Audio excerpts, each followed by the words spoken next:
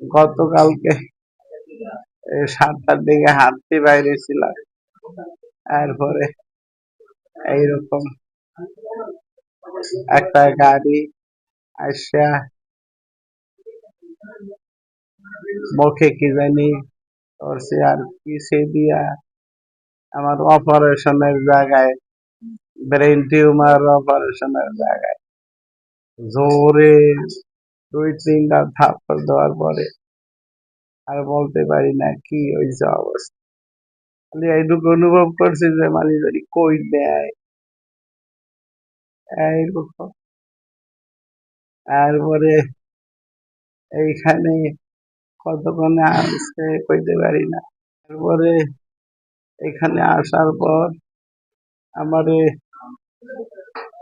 অনুভব করতেছি যে পানির কাঁচের বোতলে পানি ভরিয়া, তারপরে আমার দুই উরু, দুই হাতের ডেনা অনেক মাছ, তারপরে আমার কোমরে অনেক পাড়াইছে, আমারে উলঙ্গ করিয়া ফেলাইছে, আমার মাথায় অনেক জোরে জোরে থাপড় দিছে।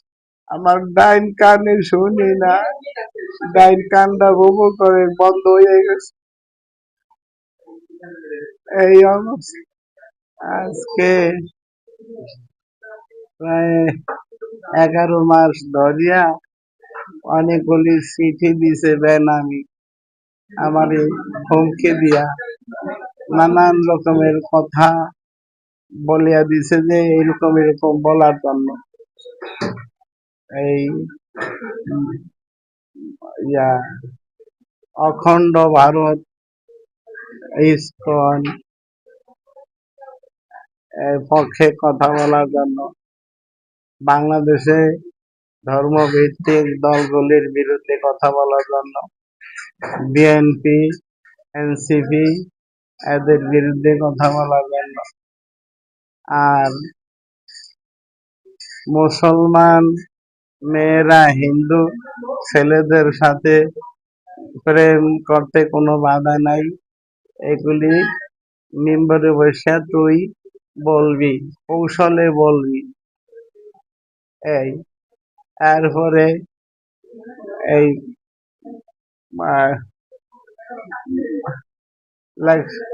ওই 21 তারিখের সিডি, এটার মধ্যে লাগছে কোরআন কোরআন পাঠ করতে পারবি না, আল্লাহ, মোহাম্মদ, ইসলাম শব্দ মুখে বলতে পারবি না, বাংলাদেশ বলবি না,